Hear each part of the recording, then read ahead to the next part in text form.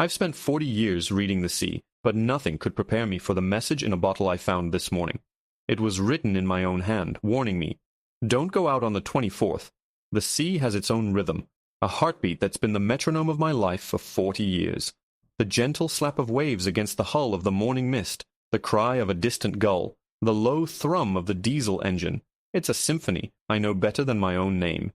Out here, miles from the sleepy coastal town of Port Blossom, the world shrinks to the wooden deck beneath my feet, and the vast unforgiving expanse of gray-green water. It's a lonely life, but it's an honest one. It's the life I chose, the life Sarah understood.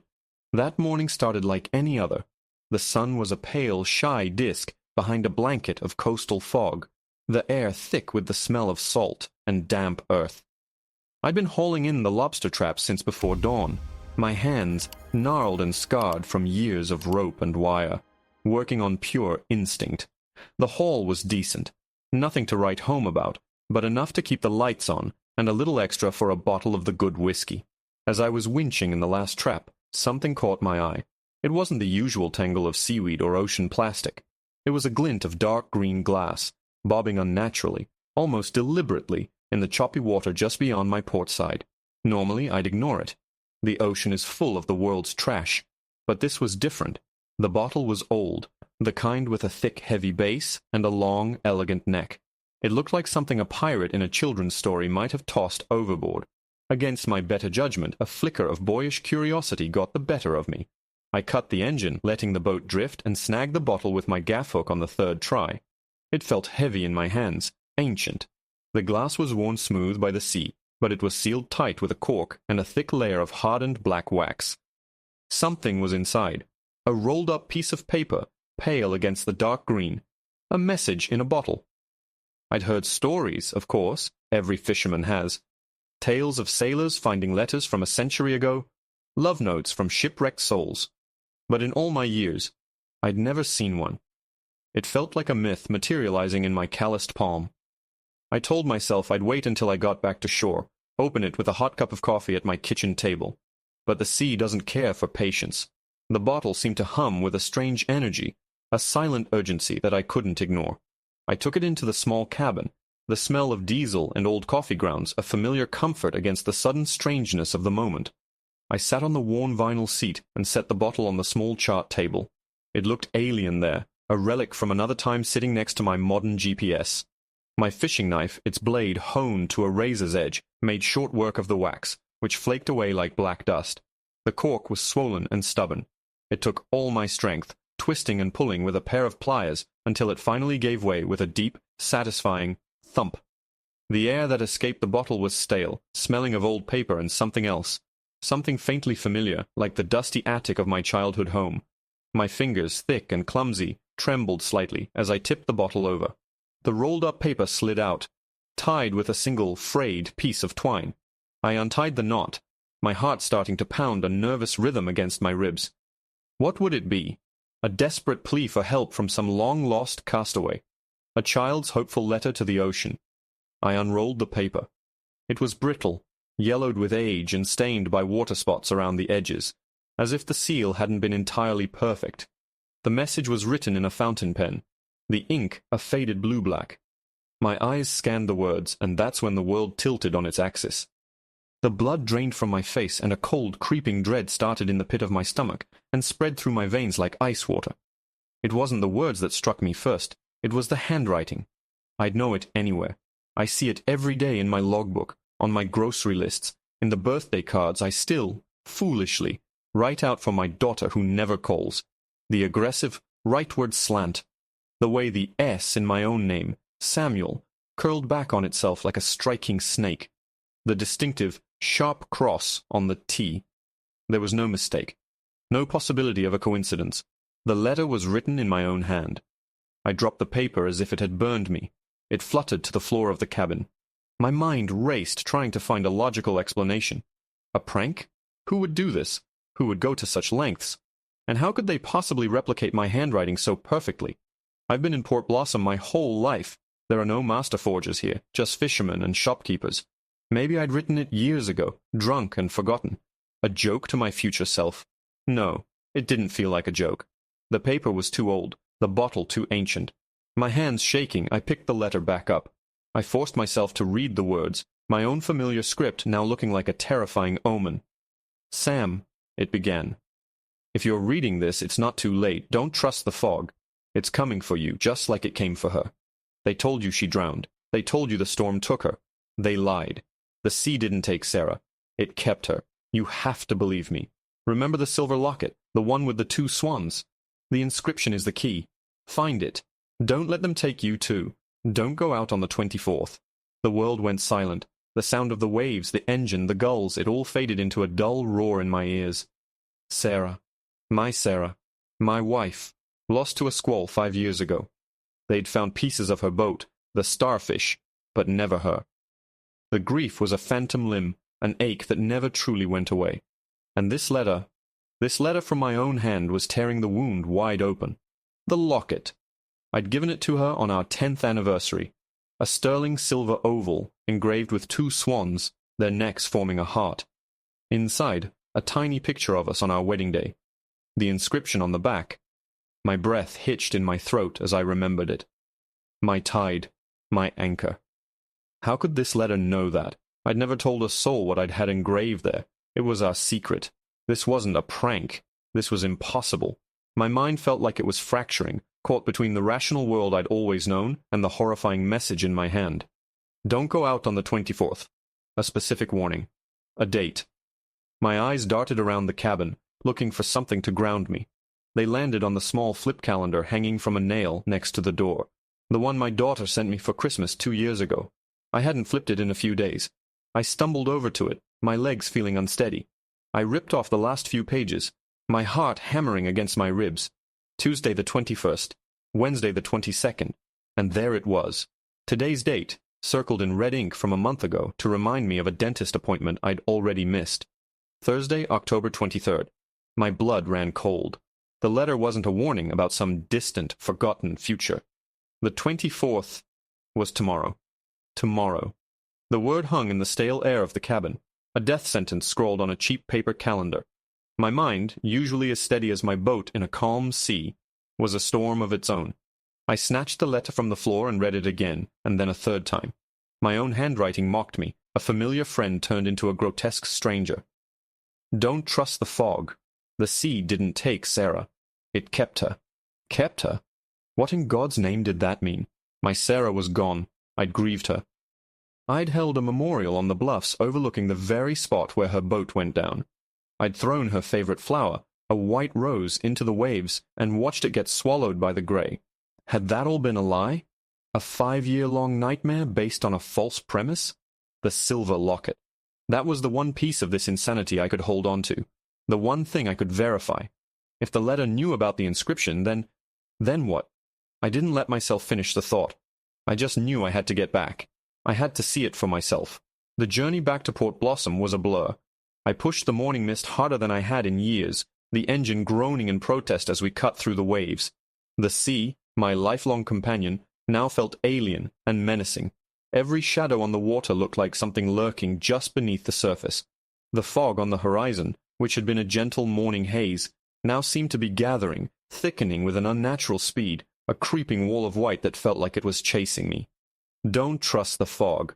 The words echoed in my head, a frantic, rhythmic chant against the roar of the diesel. Was I going mad? Had the loneliness finally cracked my sanity?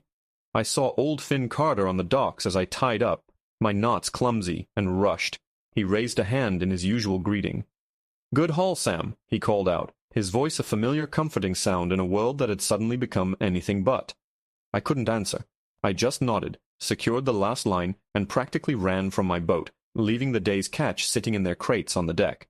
I heard him call my name again, a note of confusion in his voice, but I didn't turn back. I had to get home. The little cottage I'd shared with Sarah sits at the end of a winding lane overlooking the harbor. It's too big for one person, and since she's been gone, it's felt more like a mausoleum than a home.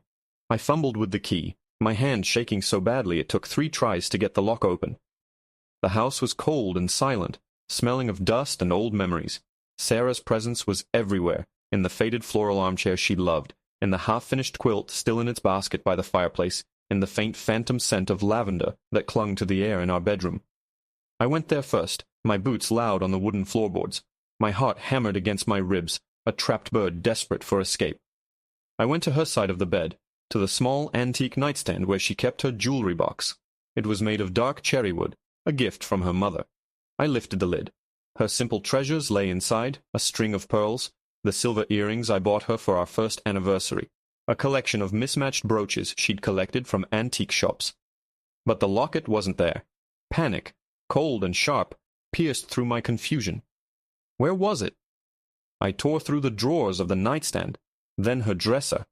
Piles of scarves, soft wool sweaters, faded photographs, but no locket. My mind raced. Had I gotten rid of it? In the dark days after she was lost, I'd packed away so many of her things, the pain of seeing them too much to bear. The wardrobe. In the back of the wardrobe on the top shelf was a large cardboard box, simply labeled S. My hands trembled as I dragged it down, dust motes dancing in the pale afternoon light filtering through the window. I ripped open the taped-up lid. Inside, packed in tissue paper, was the life we had built. The dried bouquet from our wedding, the clay handprints our daughter made in kindergarten, and at the very bottom, wrapped in a small velvet pouch, was a cold, heavy weight. The locket. I sank onto the edge of the bed, the box at my feet, and held it in my palm. It was tarnished, the silver dulled to a soft gray, but it was just as I remembered. The two elegant swans, their necks entwined. I held my breath and turned it over. Using the rough pad of my thumb, I rubbed away the years of grime. My heart stopped. There, in faint, delicate script, were the words, "My tide, my anchor." It was real. The letter was real. This wasn't a memory distorted by grief or a trick of a lonely mind. Something impossible was happening. My mind reeled. The inscription is the key. What did it mean? A key to what? Was it a metaphor? A clue? My gaze fell back to the front of the locket. A key? To open something. I ran my thumb over the seam where the two halves met, finding the tiny, hidden clasp. With a soft click, the locket sprang open. Inside, as it had been for 20 years, was the minuscule photograph of Sarah and me on our wedding day. We were so young. Her smile could have outshone the sun itself. I stared at our faces, at the ghost of the man I used to be, the man who had a future. I was about to snap it shut, the sight too painful, when the letter's words echoed again. The inscription is the key. Not the locket itself, the inscription. It was a message, a signpost, and it had led me here. My eyes focused on the tiny photograph again. It was just a picture, held in place by 4 tiny metal tabs. But what if it was hiding something? The idea was absurd, a desperate grasp at straws. But everything about this day was absurd. With hands that felt like they belonged to a stranger, I fetched my pocket knife. Using the very tip of the blade, I carefully, painstakingly, bent back the tiny tabs. The photograph lifted out easily. I set it on the bedspread, our smiling faces looking up at me, and my breath caught in my throat. Lying in the now empty silver oval of the locket, folded into a square no bigger than my fingernail, was a tiny, impossibly thin piece of paper. It was yellowed, and even more fragile-looking than the letter from the bottle. My fingers, calloused and clumsy, fumbled as I picked it out and gently unfolded it. There was writing on it. 2 words, written in the same faded blue-black ink, in the same terrifyingly familiar handwriting. My own. It sees you. It sees you. The 2 words, scrawled in my own hand on a scrap of paper hidden for 20 years, were a punch to the gut. The air in the room grew thick and heavy, the silence pressing in on me. An unseen presence seemed to loom in the corners of the bedroom, a cold spot in the dusty air. Who sees me? What sees me? The locket fell from my numb fingers, clattering onto the floorboards with a sound that felt deafeningly loud. My mind was a ship in a hurricane, tossed on a sea of impossibilities. This tiny note hidden inside Sarah's locket had been there since our anniversary. I'd put it there myself, but I had no memory of it. None. I remembered buying the locket, taking it to the engraver, finding the perfect picture to put inside. I remember the look on Sarah's face when she opened the box. But this note? It was a black hole in my memory, a piece of my past that felt like it belonged to someone else. The letter from the bottle suddenly felt heavier in my pocket. A warning from the future, leading me to a message from the past I couldn't remember writing. It was a loop, a paradox that made my head spin. I stumbled out of the bedroom and into the small kitchen, pouring myself a glass of water with a shaking hand. The man in the reflection on the window was a stranger, haggard, his face pale, his eyes wide with a terror that looked primal. "Don't trust the fog. It's coming for you, just like it came for her." I looked out the window. The fog that had been chasing me home was no longer just on the horizon. It had rolled in with an unnatural speed, swallowing the harbor whole. The familiar sight of the docks, the other boats, the lighthouse at the point, all of it was gone, erased by a thick, swirling blanket of white. It wasn't the usual coastal fog, thin and wispy. This was a dense, suffocating wall. It pressed against the glass of my windows, muting the world, silencing it. The low, mournful call of a foghorn sounded, not from the lighthouse, but from somewhere deep within the white expanse, a lonely, desperate cry. And then I saw it. A movement in the fog. It was subtle at first, just a shifting of the gray, a subtle darkening. I thought it was a trick of the light, my frayed nerves playing games with me. But then it happened again, closer this time. A tall, thin shape, moving just at the edge of visibility. It was impossibly tall, too slender to be a person. It moved without walking, gliding through the impenetrable haze as if it were part of it. My heart slammed against my ribs. "It sees you." Was that what it was? It from the note? I backed away from the window, a cold sweat breaking out on my forehead. This was madness, grief-induced psychosis. That had to be it. I was a lonely old man who'd spent too much time at sea, my mind finally snapping under the strain of losing Sarah. It was a more comforting thought than the alternative. My phone rang, the sudden noise making me jump out of my skin. I fumbled for it, my hands slick with sweat. The screen read, Finn. A wave of relief washed over me. Finn Carter. Solid, dependable Finn. A man who believed only in what he could catch in his nets and count in his wallet. A dose of reality. "Sam, you all right?" His voice crackled over the line. "You took off like your boat was on fire, and this fog came out of nowhere. Never seen anything like it." I'm fine, Finn," I lied, my voice sounding weak and thin, even to my own ears. "You sure? You don't sound fine. Listen, I was calling because, well, it's strange. After you left, I was securing your catch for you. Didn't want the gulls getting it. I found something in one of your lobster traps, mixed in with the seaweed." My blood ran cold. "What was it?" There was a pause on the other end of the line. "A shoe," Finn said, his voice hesitant. "A woman's shoe. A white deck shoe. Looked like it had been in the water for a long, long time." The world tilted. Sarah's shoes. She had a favorite pair of white deck shoes she always wore on her boat. The starfish had been her pride and joy, and those shoes were part of her sailing uniform, she'd joked. "Finn," I whispered, my voice hoarse. "Where are you?" "Still down at the docks. Can't see my own hand in front of my face out here. Why?" "Stay there. Don't go anywhere. Lock yourself in the harbormaster's office. I'm coming." Sam, what the hell is going on? It's just an old shoe. But I had already hung up. Grabbing the heaviest flashlight I owned and a long-handled fish gaff, I pulled on my waterproof jacket. My house no longer felt safe. It felt like a cage, with unseen eyes watching me through the fog-shrouded windows.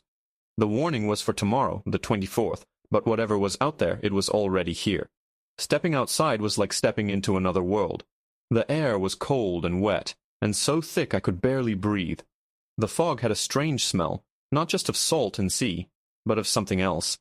Something old and damp, like a flooded cellar or a freshly opened grave. Every sound was muffled. The world had been reduced to a 10-foot circle of visibility around me. I started down the lane toward the harbor, my flashlight beam cutting a weak, conical path through the oppressive white. The silence was terrifying. Port Blossom wasn't a loud town, but there were always sounds. The hum of a refrigerator, a dog barking, a car passing. Now there was nothing. Just the crunch of my own boots on the gravel and the frantic pounding of my own heart. I saw the shapes again. More of them this time. Tall, slender silhouettes moving at the periphery of my flashlight beam. They were like elongated shadows, flitting through the fog with an unnerving, silent grace. They never came fully into the light, always staying just on the edge, watching. I gripped the gaff tighter, my knuckles white. I didn't know if it was a weapon or a useless comfort object, but it was all I had. As I neared the docks, a new sound reached me. A faint, rhythmic splashing. It wasn't the sound of waves lapping against the pilings. It was something else, deliberate. I crept forward, my light sweeping across the familiar wooden planks of the pier. The splashing grew louder. I pointed my beam towards Finn's boat, then mine. Everything seemed normal. The sound was coming from the water itself, right at the edge of the dock. I knelt down, peering over the side. My flashlight beam cut through the surface of the water, which was eerily calm despite the thick fog. And then I saw it. My blood turned to ice. It was a hand. A pale, slender hand, its fingers long and webbed, breaking the surface, then sinking, then rising again in a slow, rhythmic motion. As my light held steady on it, the hand turned, and I saw something glinting on its wrist, a delicate silver chain. It was a bracelet I'd given Sarah for her 30th birthday, a simple chain with a single seashell charm, and it was attached to an arm that stretched down into the black, murky depths of the harbor. The sight of Sarah's bracelet on that pale, unnatural arm shattered the last remnants of my sanity. For a moment I was paralyzed, my mind screaming in a silent chorus of denial. It couldn't be. It was a trick of the fog, a hallucination born of fear and grief. But the splashing continued, slow and deliberate, a horrifying beckoning from the depths. The seashell charm, one I'd picked from our favorite cove, caught the light again. It was real. A primal instinct took over, overriding the terror. Sarah. Part of her was right there. I reached for the hand, my own trembling fingers brushing against its cold, slick skin. It was shockingly, inhumanly cold. As I touched it, the splashing stopped. The hand turned in the water, and its long, webbed fingers gently closed around my own. It wasn't a threatening grip. It was familiar. A jolt, like an electric shock of memory, shot up my arm. I saw a flash of her smile, heard the echo of her laughter on a summer breeze. "Sam?" Finn's voice, muffled and panicked, cut through the fog from the harbor master's office. "Sam, is that you out there? Get inside. They're all over the place." His words broke the spell. I snatched my hand back as if I'd touched a hot stove. The hand in the water didn't try to hold on. It simply sank back beneath the surface, the silver bracelet glinting one last time before disappearing into the black. My mind reeled. They told me she drowned. The sea didn't take Sarah. It kept her. The letter. It wasn't a warning from my future self. It was a message from her. From whatever she had become. She had sent it to me. And the other messages. The one in the locket. The warning about the fog. She had been trying to guide me, to prepare me. The tall, slender shapes in the fog were closer now.